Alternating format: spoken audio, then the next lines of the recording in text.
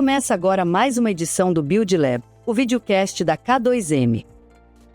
Boa tarde, estamos aqui para mais uma edição do Build Lab. Hoje a gente vai falar sobre a IA na educação. Para isso a gente trouxe um convidado aqui muito especial, Luciano Monteiro, que é diretor global de comunicação e sustentabilidade do Grupo Educacional Santillana. Também é vice-presidente da CBL em comunicação e sustentabilidade e presidente da Fundação Santillana.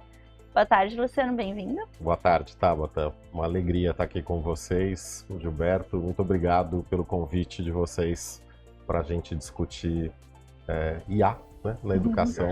Obrigada. Estamos aqui também com o Gilberto. Boa tarde, Gilberto. Boa tarde, Tabata. Boa tarde, Luciano. Obrigado por aceitar o convite aí. Acho que tem muito assunto para a gente conversar, né? Acabamos de chegar, teve o BET em Londres, a gente viu muita coisa sobre IA na educação, e aí quando a gente viu o produto que a Santillana, né, tá trazendo aí, a gente falou, pô, tem tudo a ver com o que a gente vai falar. Legal. Queria começar falando justamente sobre isso, né, assim, com todas essas, a gente viveu muitas ondas tecnológicas na educação, olhando para isso, né, e agora com a IA generativa, isso é um divisor de águas, né, como é que você vê isso? É um passo assim, muito marcante na educação. Assim, a primeira coisa, vamos tirar da frente a ideia de ser uma bala de prata, né? Porque a educação é um campo altamente complexo, não tem solução fácil, não tem solução mágica. Mas dito isto, né, a entrada da inteligência artificial na educação pode ajudar a trazer para dentro do sistema educativo algumas respostas ou caminhos de resposta. Uma delas, por exemplo, é a personalização da educação. Pode ser, a gente acredita, na verdade, que a IA pode ajudar a ter uma educação mais pessoal, mais focada em alcançar cada um dos alunos e, com isso, fazer com que ele chegue ali ao pleno potencial, né?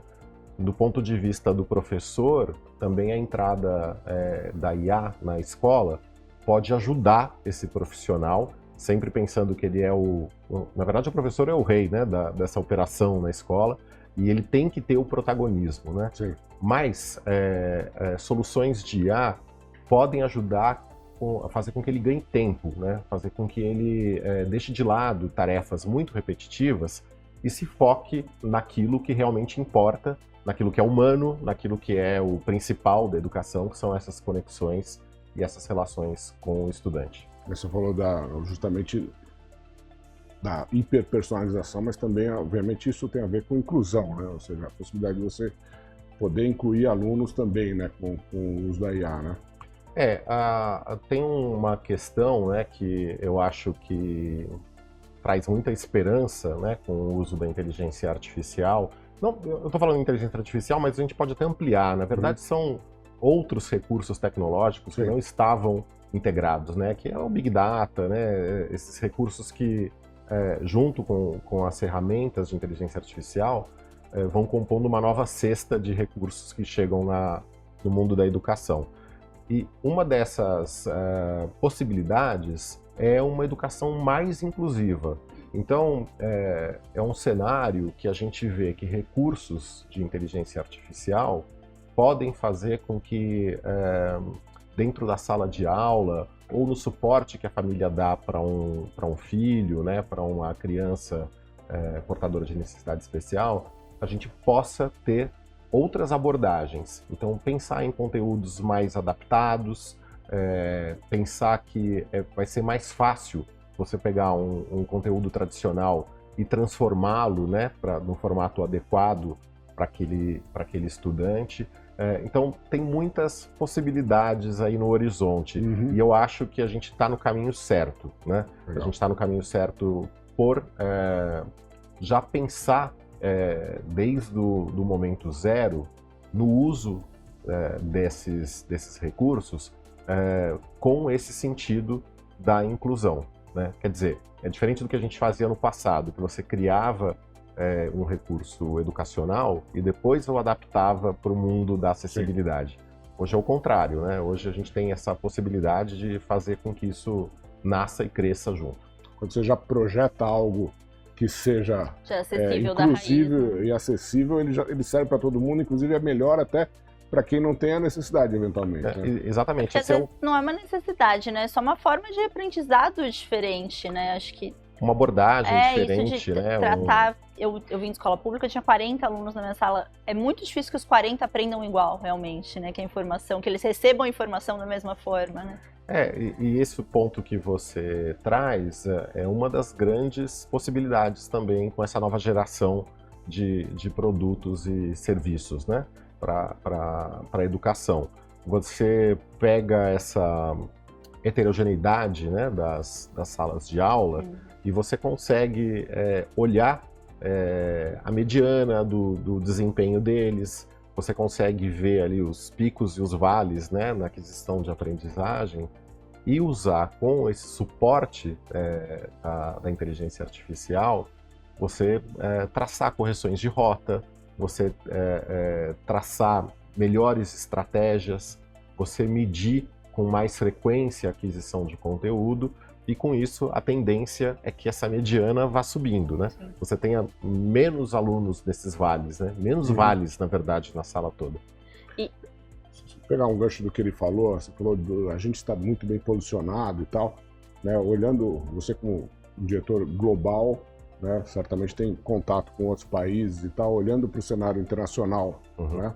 Como é que o Brasil está posicionado hoje quando você fala de adoção de tecnologias de tecnologias de IA generativa? Legal. Deixa eu te dar um contexto primeiro, assim, de onde está a Santillana, e aí eu vou entrando um pouco mais na sua pergunta, mas a Santillana é uma companhia presente em 19 países. A gente tem muito foco na América Latina, mas também atuamos em outros mercados. Mas nesse mundo da educação básica, a gente está muito concentrado na região. E isso nos dá uma posição assim, muito privilegiada para olhar o que se pensa e se produz de melhor em todos esses mercados. A empresa tem origem na Espanha, mas a gente vê assim, no conjunto de países da América Latina muita similaridade, né? Muito ponto de contato com a realidade brasileira. E com isso, a gente consegue estar junto com os melhores centros de pensamento, né, de estratégia, de novos recursos e novas abordagens pedagógicas. Também está perto de especialistas que, assim, a rede de especialistas latino-americana é muito impressionante. Tanto que a gente, na próxima semana, lança em Santiago, no Chile, com a Unesco, uma iniciativa que a Fundação Santillana tem a honra de fazer parte, que é o primeiro observatório de inteligência artificial na educação. Esse tem o âmbito latino-americano e caribenho, mas a ideia é que a gente reúna essa nata, né, do pensamento educativo na região. Mas, respondendo especificamente no caso do Brasil, nós não estamos para trás nessa discussão da IA na educação. A gente está bastante atualizado. Você frequenta, na verdade, o circuito internacional de debates, né, sobre a temática de tecnologia e educação. Eu acho que a gente está muito bem posicionado, né, tanto em termos de país, quanto, no meu caso específico, na Santillana e nesse produto novo que a gente está lançando, que é o Moderna Core, que reúne a nossa visão sobre o melhor uso da IA na educação.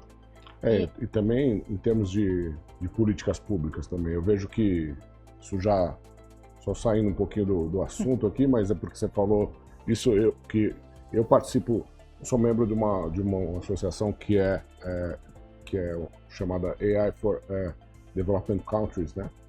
E também participo dos fóruns de discussão da ABS, da Associação Brasileira de Empresas de Software, em que está se discutindo as políticas públicas no Brasil e, nesse caso, as políticas públicas nos países em desenvolvimento para o uso da inteligência artificial. E, comparativamente, isso que você falou é verdade. Assim, a gente vê que o Brasil, pelo contrário, muitas vezes está à frente do que está sendo discutido em outros países. Não, e você vê, só para ilustrar, Tabata e Gilberto, onde exatamente a gente está, né? o Ministério da Educação do Brasil lançou há poucos dias, na verdade há poucas semanas, um referencial, né, sobre o uso da IA na escola, né, na educação de uma forma geral. Quando eu falo escola, estou falando do sistema, né? Sim. E eu enxergo nesse documento, nesse referencial, primeiro, assim, todas as grandes recomendações internacionais estão seguidas. É uma IA com ética, é uma IA que precisa considerar a segurança, precisa considerar o pensamento crítico, né? Então, essa formação, né, para o uso desses recursos, na verdade, não só na sala de aula e na escola, mas assim, na vida, né? Esse letramento digital é cada vez mais necessário, especialmente nesse mundo de fake news e desinformação. E esse protagonismo do professor, tô pegando assim só alguns dos eixos que aparecem no documento, mas que eu vejo que, no meu caso ali na Santillana, a gente está muito alinhado com essas diretrizes, né? Então, nesse sentido, eu vejo que o Brasil está bem posicionado. Não diria que ele está adiantado, ele está atualizado. Tá né? junto, Eu vejo alguns outros Sim. países uns passos à frente, né, na discussão, mas isso é do processo natural. Daqui a pouquinho o mundo público da educação vai estar preparado também para receber. Lógico que é um processo um pouco mais moroso, ele exige decisões assim, muito pensadas, porque demanda universalidade, né, dos recursos, né, e das condições para receber esses recursos, demanda que isso seja para todos, né? Então, o mundo público tem os seus tempos, mas considerando isso, ele está bem encaminhado.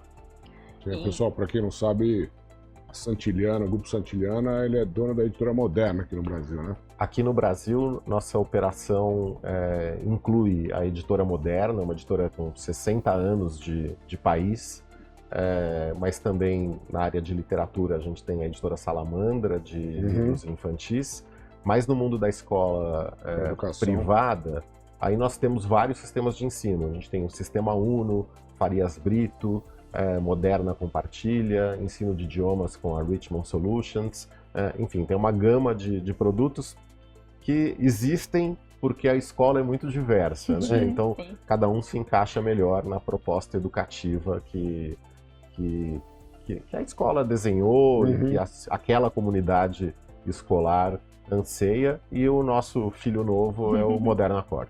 Isso foi um dos motivadores da gente convidar o Luciano para falar um pouquinho sobre o Moderna Core. Moderna Core, acho que eu posso chamar de uma plataforma educacional que usa a educação, né? Assim, falando sobre isso, né, da questão da tradição pedagógica, né, versus a velocidade exigida aí para essa transformação, né? E você falou do professor, né, o rei da sala de aula e tudo mais. Como é que você equilibra isso numa plataforma como essa? É legal você ter falado, porque é um binômio assim, muito importante pensando nessa geração, né, de produtos. Quando nós optamos por... quando a gente começou o processo de desenvolvimento do Moderna Core, a gente considerou isso, essa tradição que a gente tem com essa marca muito presente nesse cotidiano escolar, com um desenvolvimento tecnológico, assim, é o estado da arte desse desenvolvimento, né? Para te dar uma ideia, isso foi feito em núcleos de vários países na parte de tecnologia. Então, isso foi pensado por equipes assim, na Espanha, na Colômbia, no México, no Chile, na Índia e obviamente, no Brasil. São e ao 28 milhões de estudantes hoje, né? 28 milhões de estudantes. Foi um processo, aliás, assim, de muita escuta, de muita pesquisa e de muita análise dessas grandes recomendações, né? E aí, só para pensar, 28 milhões de estudantes são o dobro de pais. Então, é muito mais gente envolvida aí na educação, né? Em 19 países diferentes. Exatamente. É muita gente envolvida. Muita gente. E aí entra esse peso pedagógico, né? Então, justamente por nós estarmos nessa posição de atender esse volume tão grande de alunos e escolas, e por essas décadas que a gente tem de produção de conteúdo e de recursos educativos, a gente fica numa posição assim, muito boa para pensar, quando a gente foi desenhar esse produto novo, foi desenhar o Moderna Core, pensar nisso dentro de uma solidez pedagógica e dentro de um respeito absoluto à cultura da escola. Então, eu acho que assim, esse entorno que nós vivemos, né, que a Santiliana está, favoreceu muito para que a gente chegasse nesse ecossistema que leva em consideração todos esses fatores, né? Confiança, acho que o critério quase que zero, né, na hora de você falar desse mundo pedagógico, né? Essa confiabilidade também, né? Você saber o que você está fazendo em termos de conteúdo, e aí entram essas grandes diretrizes, né? Então, primeiro é o respeito às normativas do país. Então, eu falei que ele teve um desenvolvimento global, mas assim, esse não é o principal é o local, né? Quando está aqui, ele foi pensado aqui no Brasil, respeitando a BNCC, respeitando os parâmetros curriculares nacionais, respeitando todas as nossas diretrizes, mas fundamentalmente a nossa cultura e a nossa tradição acadêmica, né? Então, essas são as bases onde ele foi construído, né? E aí, pensando nos paradigmas que a gente tem que quebrar, né? O sistema de educação tem muito stakeholder, né? Então, você vende para a escola, mas a escola tem que vender para os pais e o aluno tem que estar feliz, é muita gente envolvida ali. E a gente está passando por esse momento geral de cultura, né? Então, eu imagino que da mesma forma que o setor corporativo tem esse problema de cultura na empresa, vocês devem enfrentar na escola, com os pais, com os alunos. A gente estava até conversando antes, né, que às vezes você pensa, eu quero botar meu filho numa escola que vai usar IA, mas eu não queria ele o dia inteiro no tablet, uma coisa não tem nada a ver com a outra, as pessoas muitas vezes não entendem, né?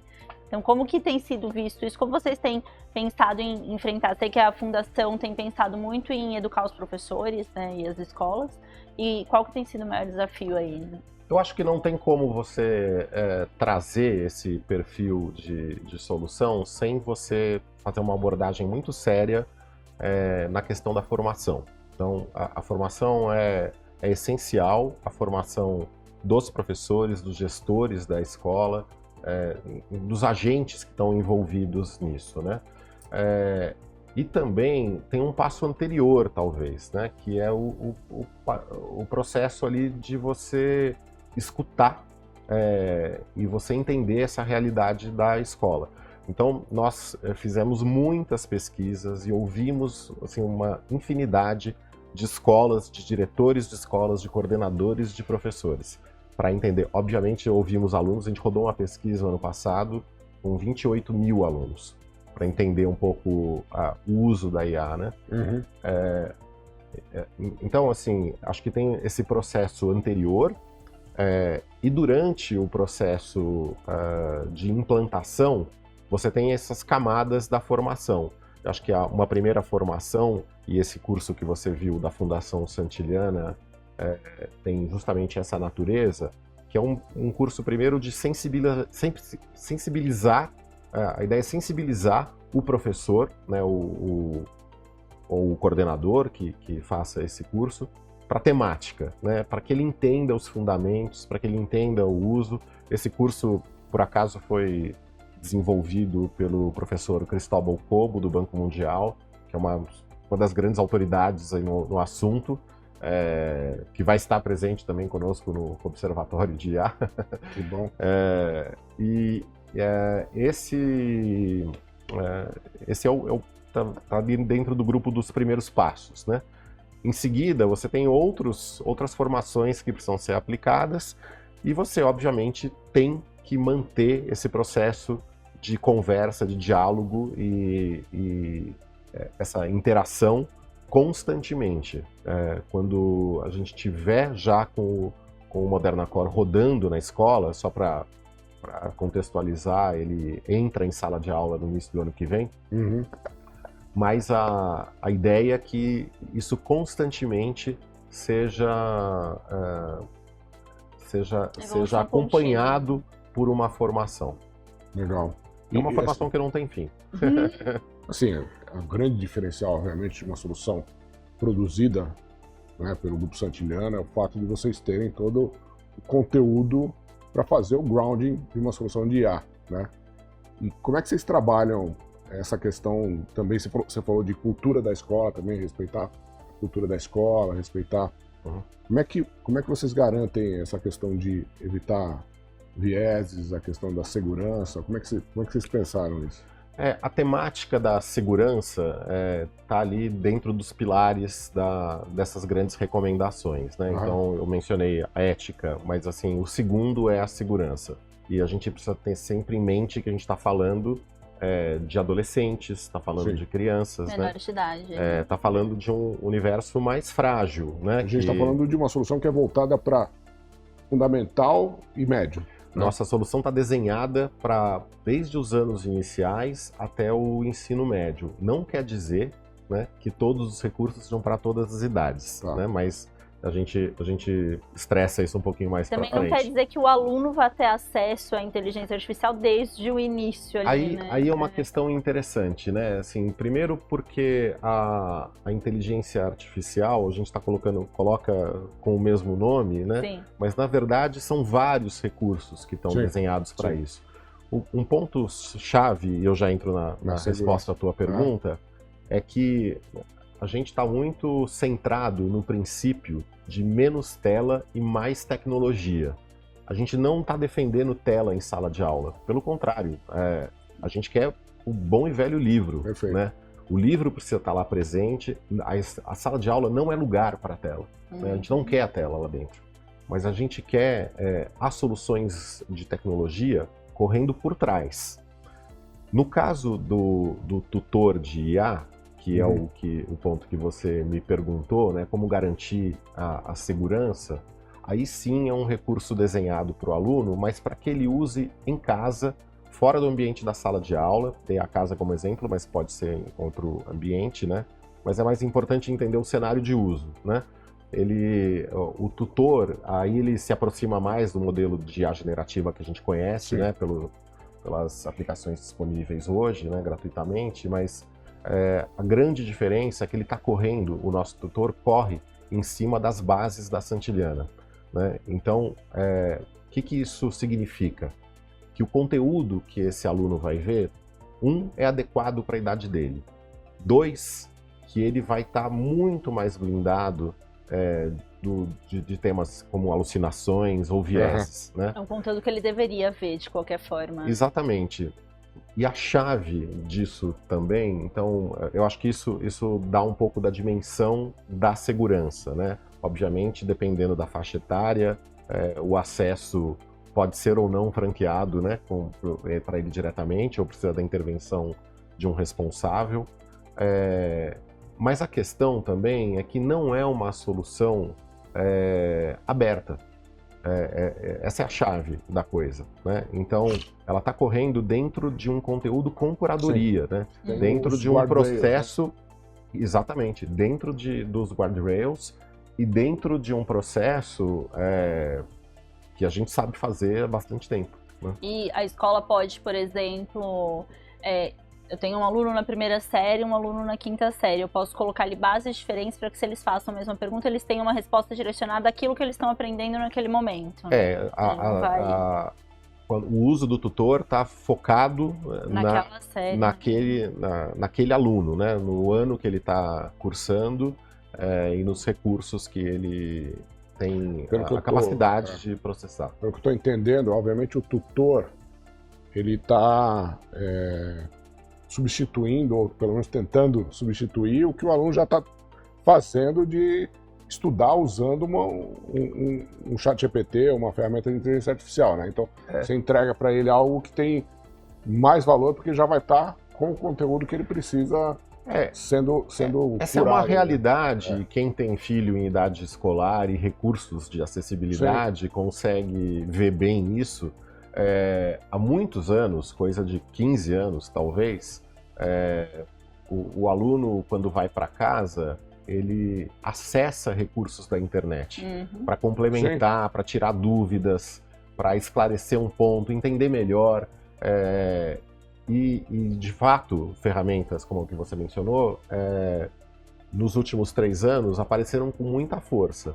Então, quando a gente desenhou um tutor para esse aluno, ele põe ordem um pouco nisso, né? Porque ele ajuda a organizar, ajuda a colocar isso dentro da perspectiva pedagógica e, mais que isso, dentro da perspectiva pedagógica adequada para ele, para aquele perfil. Né, como pai, você vai garantir que ele esteja realmente estudante, né? Porque a gente sabe a criatividade do estudante para não estudar ali com as ferramentas, né? Então ali você tem segurança que você pode deixar o seu filho ter acesso a uma tecnologia que vai fazer sentido para aquilo que ele está aprendendo. Eu acho que nesse sentido ela assim está muito segura, muito bem construída, muito bem parametrizada, né?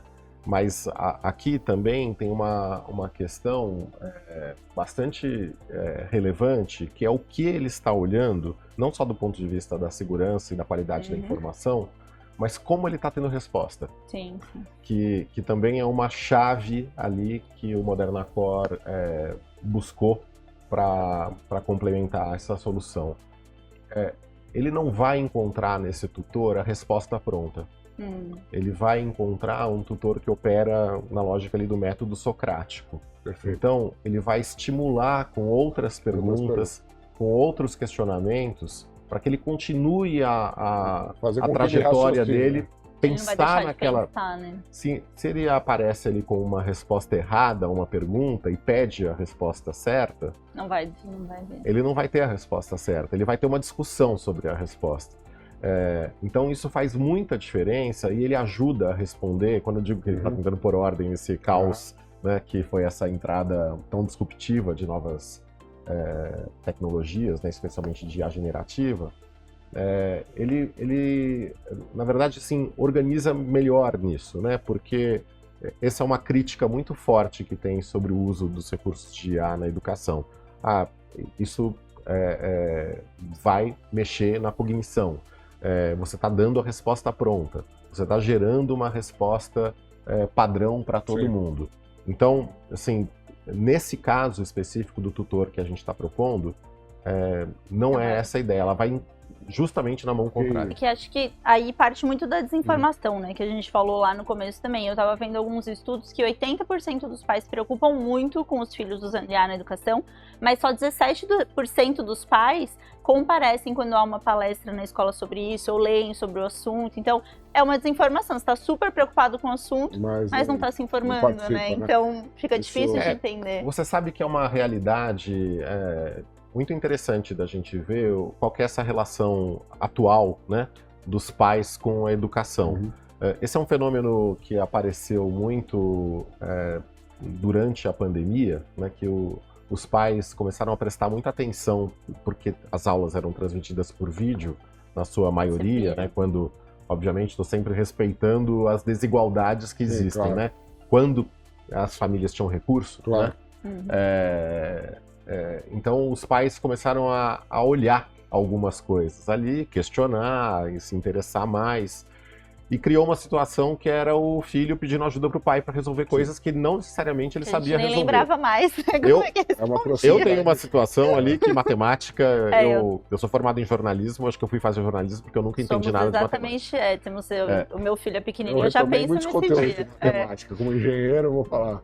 Então, eu penso muito como é que eu vou fazer com o meu filho, porque talvez eu use a IA escondida para conseguir ajudar ele. Português, eu era mas o que acontece?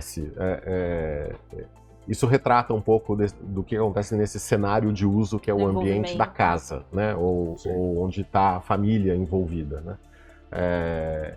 Você tem ali um aluno que nem sempre entendeu o conteúdo, que está pedindo um recurso adicional, pode pedir uma ajuda para o pai. Às vezes ele vai correr para uma fonte que não tem essa curadoria, então a resposta pode não ser adequada a ele, 2 pode não ser a resposta certa, 3 pode ser uma resposta enviesada. Ou pode ser certa e ele nem pensou, né? Exatamente, pode ser uma resposta mastigada já. Então, o que a gente está propondo vai fechando esse conjunto aí de lacunas. Eu fiquei curioso num ponto aqui, porque justamente essa questão do tutor, escola do meu filho, ela tem inclusive um conceito de atitude frente à aprendizagem, né? Que vai além das notas, eles têm outros conceitos que eles avaliam, inclusive para o diploma internacional também, mas eu já havia isso, talvez isso pelo diploma da Espanha e tal, mas e uma das coisas que eles avaliam justamente na questão da atitude frente à aprendizagem é quanto o aluno participa das aulas e quanto ele se propõe a participar de coisas extra-aula, né? Então, o que eu vejo assim, meu filho quis ficar hoje em 2 aulas extra porque ele quer reforçar um conteúdo hoje tem aula à tarde e o professor vai ter aula sobre esse conteúdo, beleza. Esse tutor, que obviamente é um recurso que tende a facilitar isso, ou seja, não precisa participar da aula extra para poder, ou dessa aula de tutoria que ele pode ter para reforçar esse conteúdo, né? Ele pode usar o tutor digital. De alguma forma, os professores conseguem monitorar e ver o uso da plataforma pelos alunos?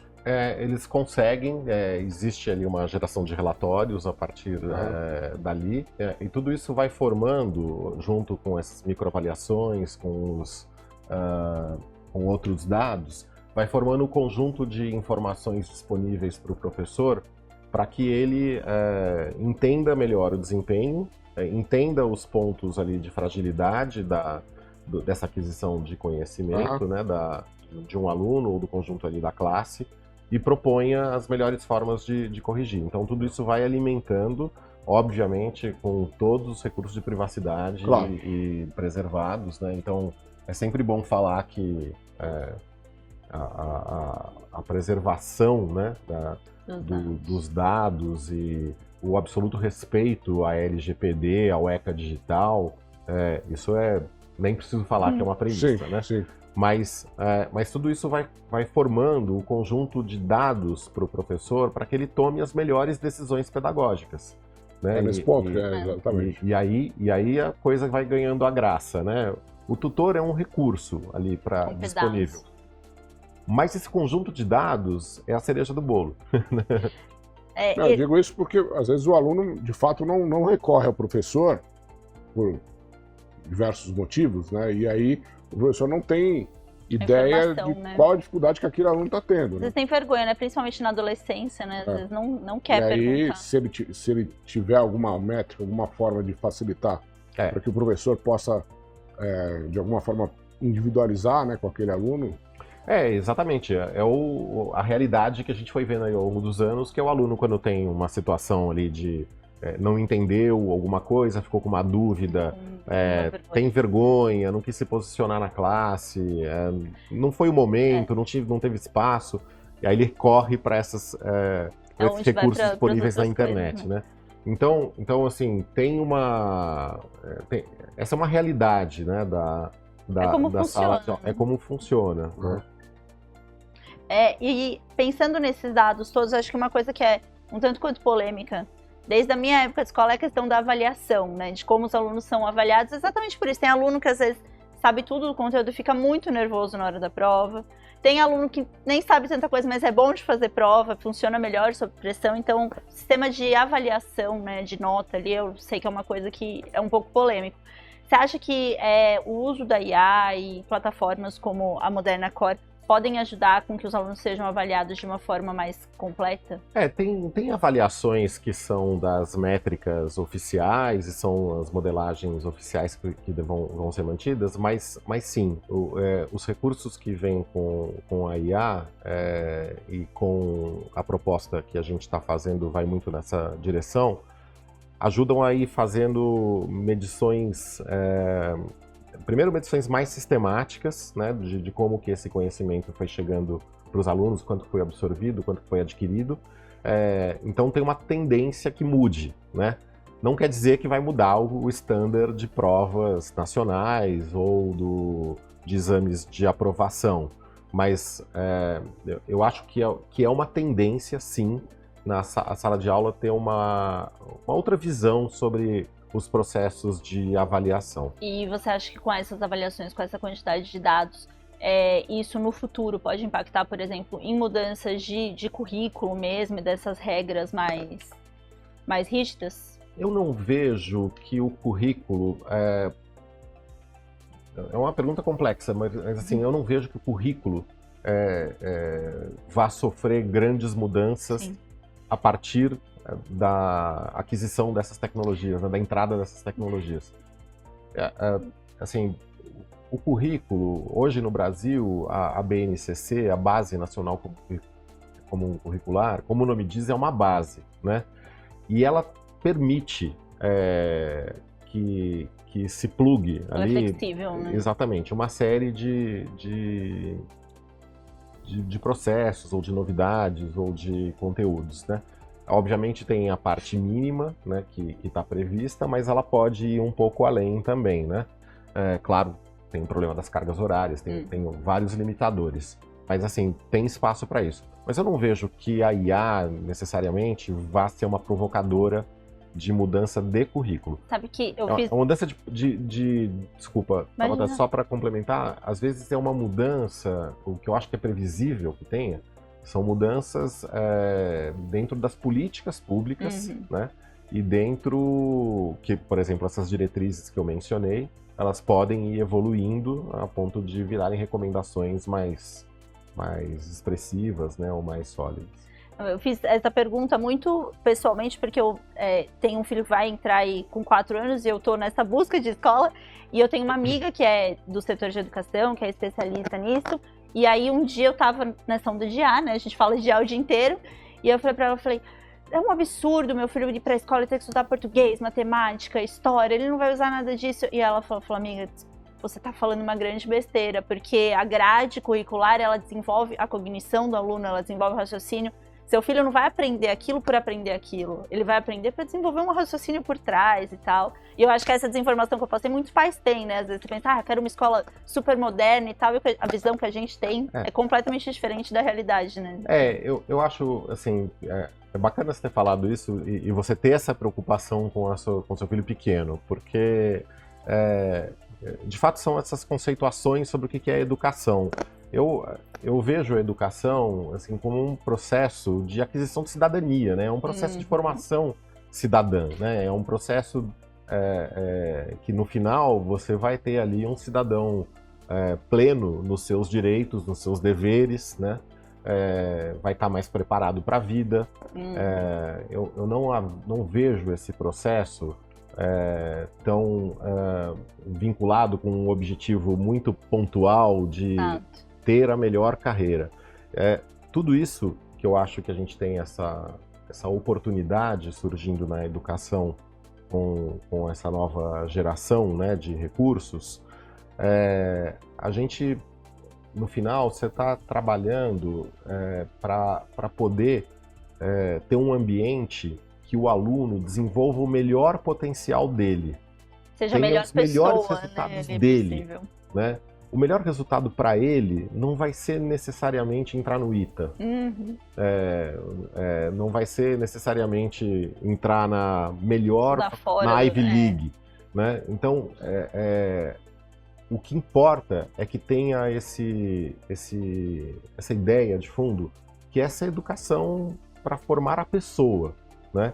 E aí, nisso, de fato, as disciplinas, elas fazem parte da nossa realidade cotidiana, né? O nosso mundo é isso. Grandes exames como o PISA, né, quando a gente fala de medição de compreensão leitora, ele não é só ler um texto e entender, é ler os sinais, ler os símbolos, né? Ler ler um mapa, né? Você tem, assim, é uma série de coisas que uma compreensão que vai além do texto, né? É uma compreensão que vai além do texto. A compreensão matemática igualmente, né? Então esse conjunto dessas disciplinas tradicionais ou não, elas estão apontando, elas apontam nessa direção. Eu queria mudar aqui um pouco, porque a gente está falando do aluno o tempo todo, né? E a gente está falando, obviamente, de uma ferramenta para ajudar o aluno e tudo mais. E o professor, né? Vamos falar um pouquinho do professor, ou seja, como que o Moderna Core pode ajudar o professor e se você enxerga resistência em relação ao uso disso pelo professor. Porque o professor muitas vezes tem uma cabeça mais... Eu acho que tem um princípio nisso que todos deveriam respeitar, que é o protagonismo do professor. Então, o professor é o agente humano nessa relação, ele é o agente central dessa relação. Então, tudo que a IA pode oferecer para ele de recurso tem que ser no sentido de ajudá-lo a ganhar tempo. Eu mencionei antes, né? Ele precisa eliminar esse monte de tarefa repetitiva, ele precisa eliminar coisas que dominam demais o dia a dia dele, para ele se focar nas coisas mais importantes. Sim. Não é razoável você pensar que um professor tem que fazer o plano de aula dele no domingo à tarde. Sim.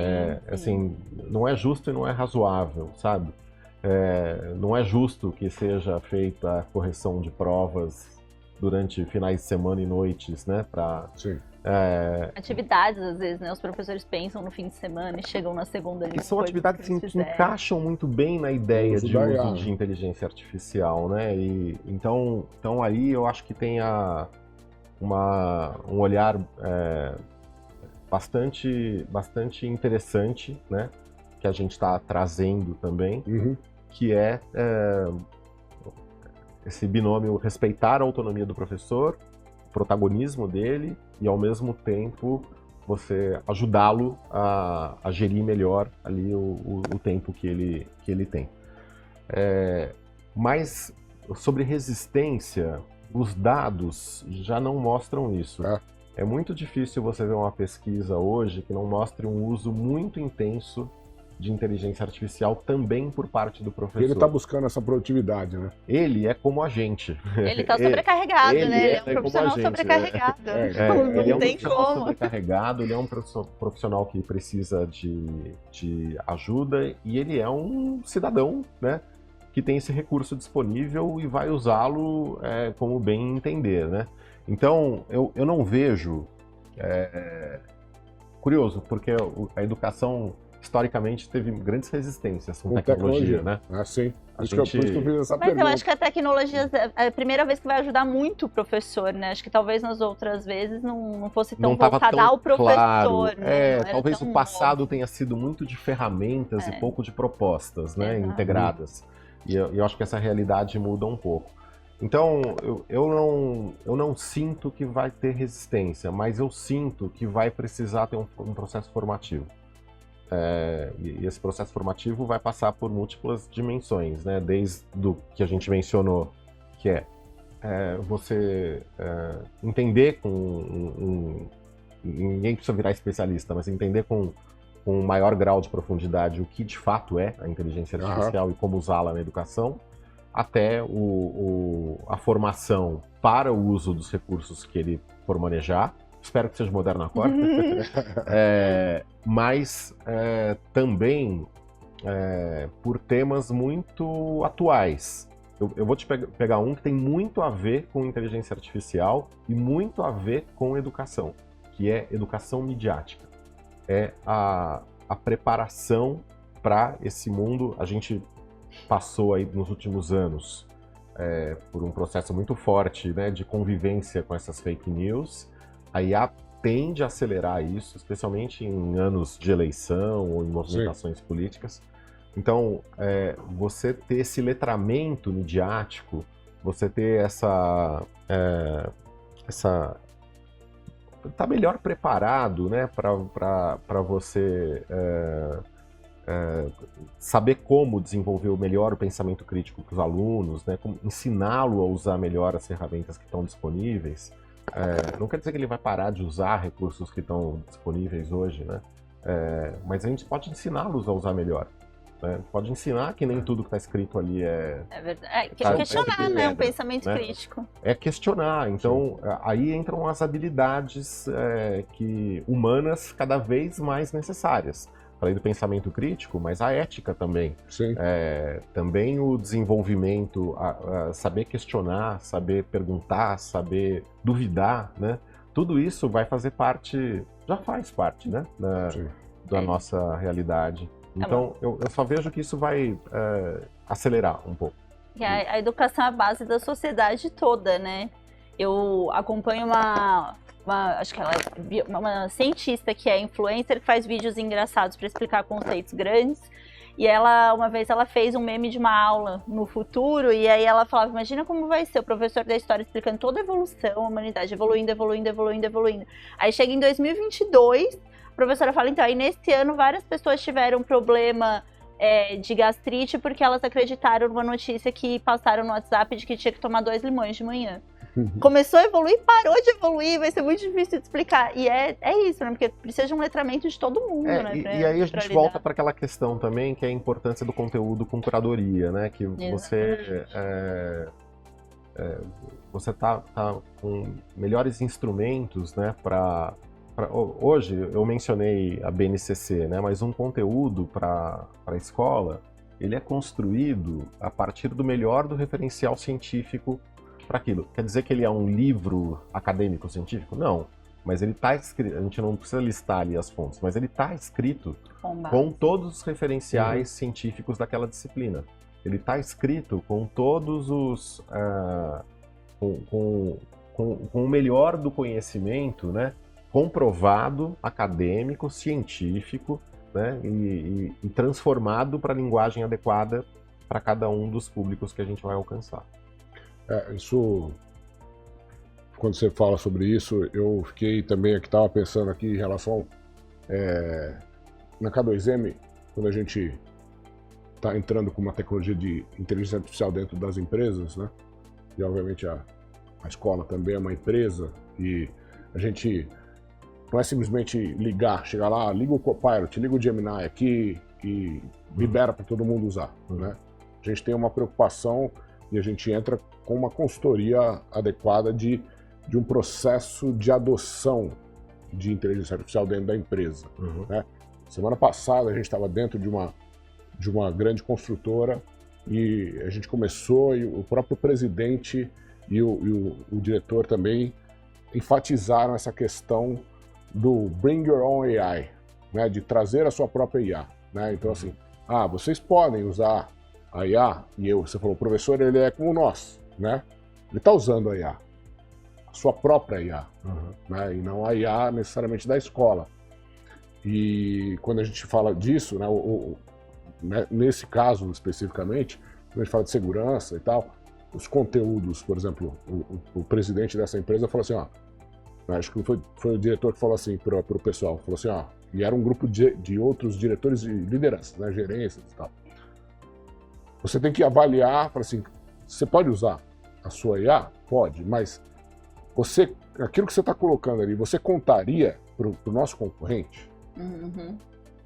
Se você não contaria, então usa a IA corporativa, aqui o Copilot, dentro do nosso ambiente controlado, dentro do nosso conteúdo, né? Ou seja, no grounding do nosso conteúdo corporativo e tal. Então, quando a gente fala de um processo de adoção, quer dizer, você colocar simplesmente uma ferramenta não é a solução absoluta, né?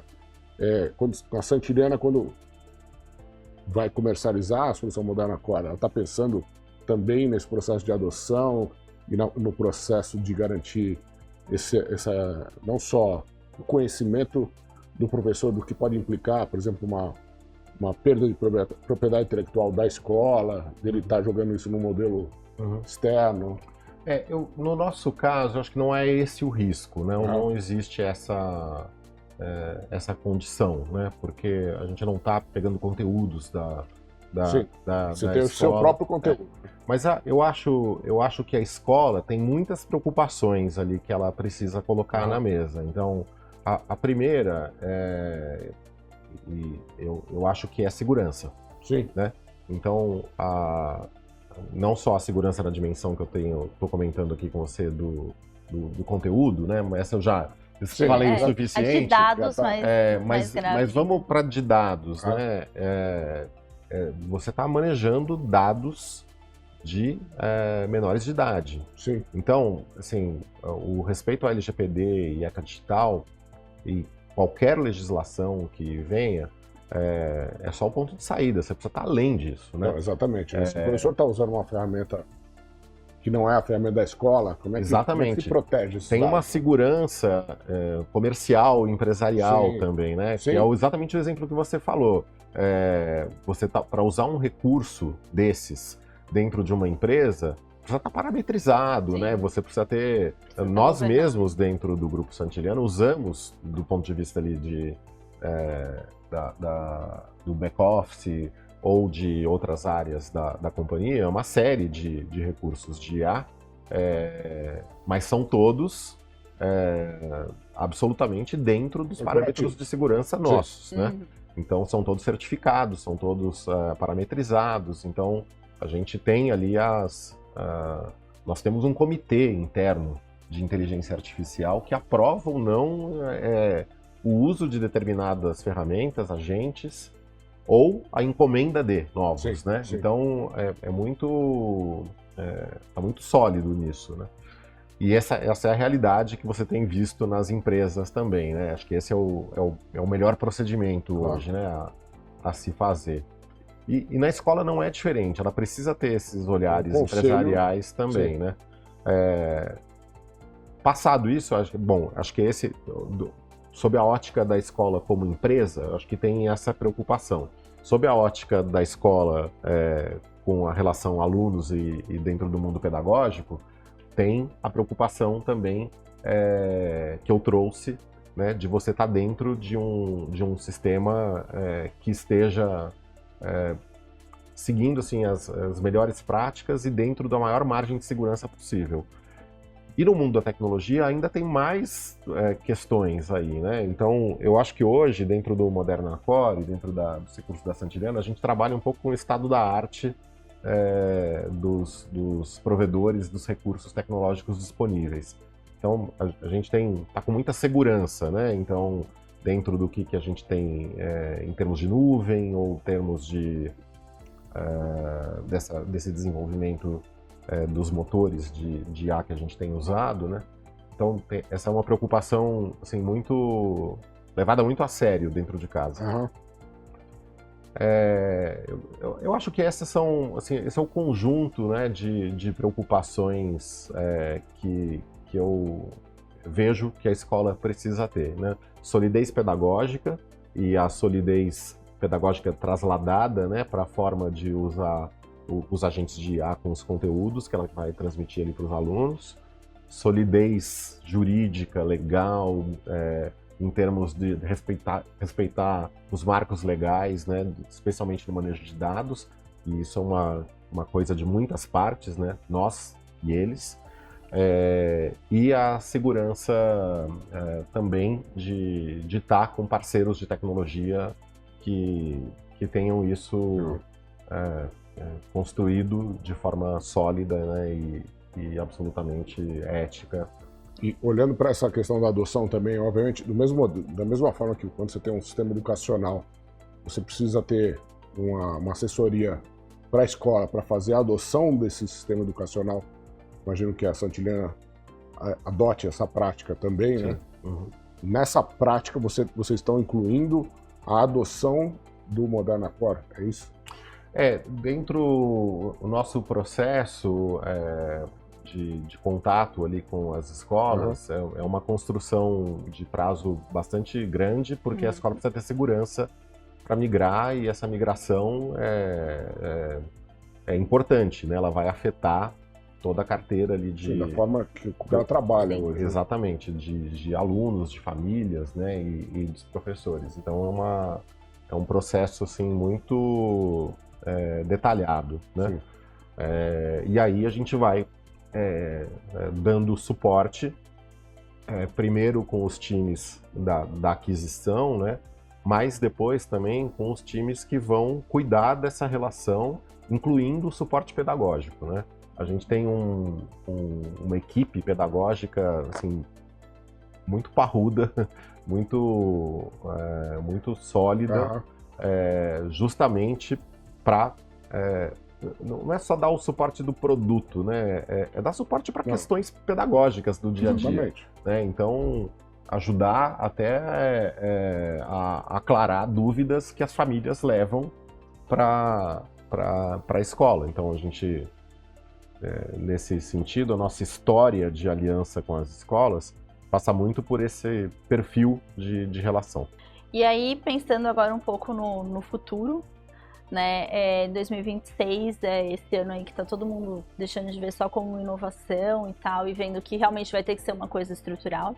Vocês que estão aí em 19 países, né, como é que vocês veem os próximos anos? Como é que você acha que vai ser essa curva de adoção e quais vão ser os principais ganhos e os principais desafios? Bom, a gente está, assim, claramente nos primeiros momentos disso, né? Então, até o Gilberto mencionou que você não viu ainda propostas similares a essa que a gente está fazendo, né? E mesmo assim... Eu mencionei, pessoal, isso foi na conversa antes, que a gente falou sobre isso. E mesmo assim é só o começo, né? Porque a gente está ali nos primeiros passos do uso da IA na educação. Eu vejo que nos próximos anos vai ter uma adoção intensa. Vai ter uma adoção intensa em projetos similares ao que a gente está propondo, que é um ecossistema, né, mais completo e pensado em múltiplas dimensões. Mas eu vejo também que vai ter entrada de recursos pontuais que vão estar ligados a outras ofertas pedagógicas. Então, eu acho que esse é o caminho que pode seguir, né, aí para os próximos anos. Tem uma questão que vai ser muito relevante, vamos pensar aqui num cenário de 2, 3 anos, que é a regulação.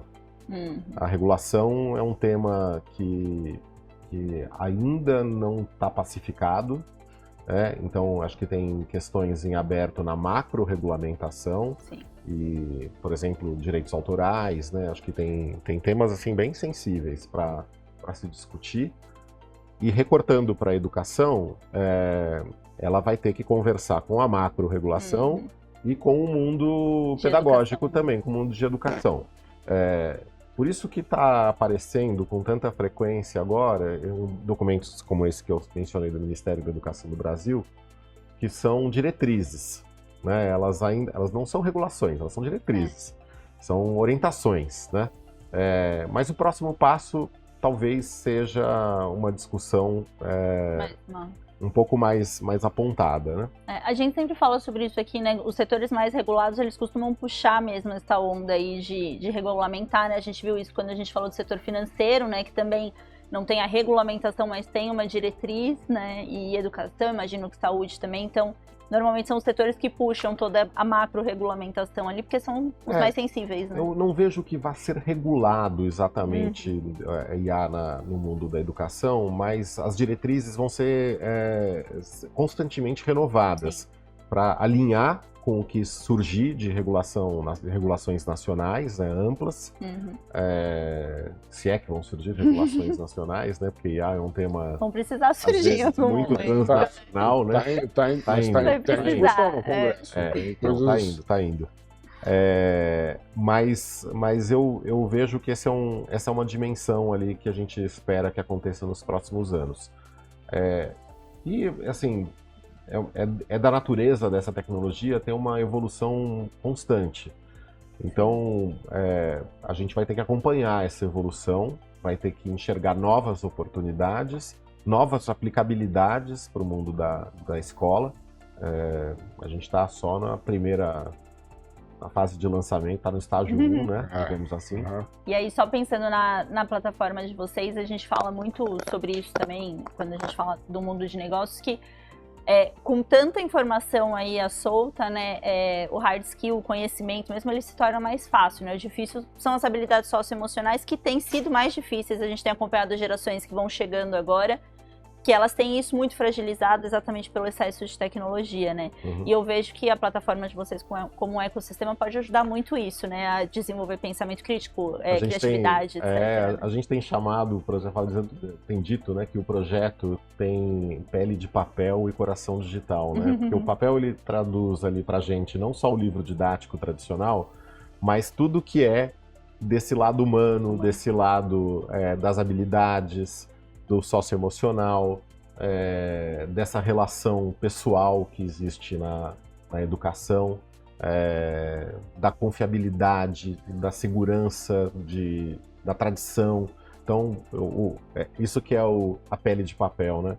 E o coração digital são justamente essas lindas possibilidades que estão surgindo, né? Que é você usar essa tecnologia, mas usar a tecnologia com essa visão humanística, né? Usar a tecnologia pensando nessa natureza da educação que a gente conversou agora há pouco. Assim, para que eu quero a IA na escola, na IA no mundo da educação? Eu quero porque, assim, de verdade, por trás disso está a ideia de nenhum aluno para trás. É uma educação assim, que não pode deixar ninguém para trás. Ela não pode se dar ao luxo, a essa altura do campeonato, de excluir, né? Ela precisa estar disponível para todo mundo. Eu te falo isso assim com plena consciência dos riscos de desigualdade que podem surgir. Mas te falo isso também na perspectiva de que ela também pode ser um fator de redução das desigualdades. Essa era a nossa última questão. Era Você já entrou nesse assunto. Então conta mais pra gente sobre isso. Como é que você vê essa questão da redução de desigualdade? Esse é um debate que não tem fim. Né? Então, vamos partir de umas questões básicas. O Brasil, vamos pegar o caso do Brasil, tá? Pra gente não ficar muito viajando em tudo. O Brasil é extremamente desigual. Extremamente. Os nossos recursos educativos são desiguais também produzem desigualdade. Então, não vai ser a IA que vai resolver ou ser a culpada sozinha, Sim. tá? Mas esse é só o ponto de saída. Tem risco de gerar mais desigualdade? Tem, mas eu não acho que vá necessariamente acontecer. Ela vai entrar primeiro no mundo privado porque é natural dos sistemas, eles são mais flexíveis e mais abertos a grandes novidades do que o mundo público. Porque o mundo público tem outro tempo e outros cuidados. Mas E outras necessidades, né? O risco é o mundo público demorar demais, assim, não conseguir trazer isso para o enorme contingente de alunos que a gente tem. Só para dar números, para assim, vocês terem uma ideia, né? A gente tem cerca de 47 milhões de alunos no Brasil, mais ou menos 20% desse total está no mundo privado, o restante no mundo público. Então, assim, não é que é pouca gente no mundo privado, tem muito aluno no mundo privado, né? Tem mais de 9 milhões de alunos. Mas precisa sempre pensar, obviamente, no caso do sistema brasileiro, na aquisição disso para o mundo público, né?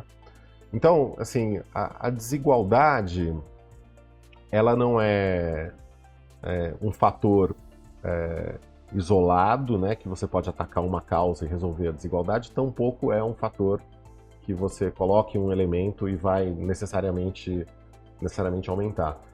Há um grande risco da gente... Tem um papel absurdo, né? Eu acho que tem um risco da gente ficar para trás no cenário internacional, que hoje a gente está bem equacionado para isso. Então, eu vejo todos os agentes se movendo, mundo público e mundo privado se movendo, então eu acho que isso está apontado na direção certa. Mas eu queria trazer um lado assim, mais otimista sobre a questão de desigualdade envolvendo a IA, que foi um pouco o começo da nossa conversa. A IA é uma grande ferramenta para ajudar na inclusão. Assim, a inclusão é um fator hoje na nossa realidade. A gente precisa ter melhores instrumentos, melhores recursos, melhores abordagens para a gente ter uma atuação como sociedade que atenda melhor ao interesse desses milhões de alunos com milhares, na verdade, de alunos portadores de deficiência. Então, eu tenho muita esperança que a gente esteja na direção certa. E o outro fator de inclusão é que a personalização é uma promessa feita na educação há muitas e muitas e muitas décadas, e ela pode finalmente estar chegando. Sempre foi muito difícil vai de conseguir mudar. isso. Né? Lembra sempre que personalização não é individualizar. Assim, Sim. o coletivo ainda é a alma da escola, né? E vai continuar sendo, né? Então, personalizar significa que eu vou tratar você nas suas particularidades. Você vai alcançar o seu melhor. Mas não quer dizer que eu estou, com isso, abrindo mão da coletividade, abrindo mão desse convívio lindo, social, que é o que tem numa escola. Eu acho que às vezes quando a gente fala de desigualdade nessa questão da IA, eu vejo muitas vezes uma discussão mais rasa ali sobre essa questão socioeconômica, como a gente teve na pandemia, que tinha alunos que não podiam fazer aula porque não tinham um computador em casa. Sim. E realmente, óbvio, é uma questão, mas eu acho que a questão é exatamente como você falou, é muito mais profunda, né? Porque não é uma coisa de o dispositivo que o aluno vai usar, e às vezes tem alunos nas melhores escolas do Brasil que são tratados de forma desigual por ter alguma particularidade e a escola não conseguir lidar. Exatamente. E também a gente não ter uma visão de que a gente está falando de uma única solução de IA, uma única ferramenta de IA, né? Às vezes você pode ter, hipoteticamente, dentro do conjunto de soluções aqui que a gente teve na conversa de hoje, eu posso não ter uma ferramenta disponível por uma questão X ali, mas as outras sim. Então, uma escola com uma conectividade mínima pode gerar dados, né, para ajudar a mover ali a agulha da classe ou da escola. Às vezes vai ter que abrir mão por um recurso socioeconômico da família, do uso, mas assim, existem outros caminhos. Assim, as ferramentas são múltiplas, podem ser usadas em muitas frentes, só para a gente não pensar que IA é só o tutor, né, que a gente estava falando, ou esses modelos disponíveis, né, que estão disponíveis aí hoje no mercado. Então tem múltiplas frentes que podem ser construídas em conjunto, né, para atender melhor a realidade de cada escola, na verdade de cada família, né, dentro do mundo da educação, de cada conjunto ali de agentes da comunidade educativa. Que ótimo.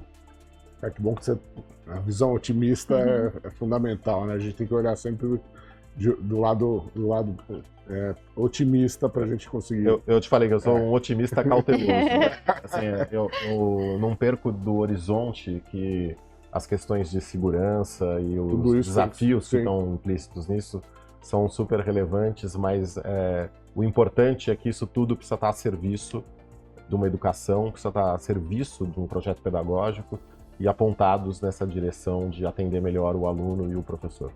Ótimo, ótimo. Bom, com isso, queria te agradecer muito, Luciano. Foi muito boa a conversa, acho que valeu a pena. O pessoal que assistiu a gente certamente aprendeu muito aqui com você. Obrigado pela tua visita aí conosco.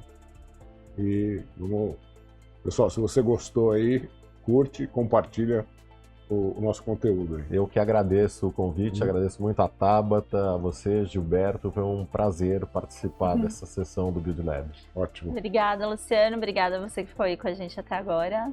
Obrigada, Gilberto. Luciano, obrigado. Obrigado. Valeu. Obrigado, Tabata.